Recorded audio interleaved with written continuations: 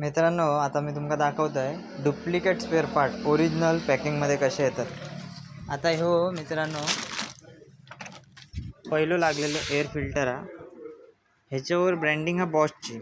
आता बॉश म्हणजे काय लोकल नाही, ब्रँडेड हा, काय प्रॉब्लेमच नाही. ठीक आहे, बॉशचं एअर फिल्टर. आता मी आणलं आहे होंडामध्ये ओरिजिनल एअर फिल्टर. बघू शकता तुम्ही, याची प्राईस पण हाय आहे. आणि एअर फिल्टर बघा, एअर फिल्टर. ठीक आहे. आता मित्रांनो ह्याच्यावर कंपनी ब्रँड युनो मिंडा, म्हणजे बाहेर ना होंडा आणि आतमध्ये युनो मिंडा. मिंडा पण काय रेग्युलर कंपनी नाही, हो पण ब्रँडच आहे. पण मित्रांनो ह्योच जर तुम्ही फिल्टर मिंडात घेतलास तर ह्याची प्राईस तुमका ह्याच्यात मिनिमम तुमचे 70 ते 80 रुपये लेस होतले. म्हणजे ही काय लूट चालली आहे बघा.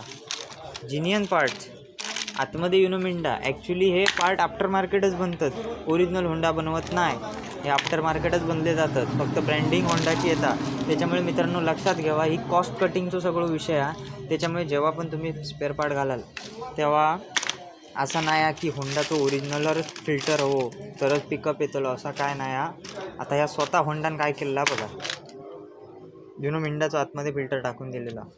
ठीक आहे. त्याच्यामुळे कधीही असं विचार करू नका की बाबा ओरिजिनल स्पेअर पार्टच टाकू. हो, ओरिजिनल ठराविक काही पार्ट तेच कंपनीत बनतात. बाकी सगळे जेवढे पार्ट लागतात गाडीत ही सगळी कंपनी बाहेरनं मागवतात. तर व्हिडिओ जर तुमका आवडलो तर नक्की लाईक आणि शेअर करा.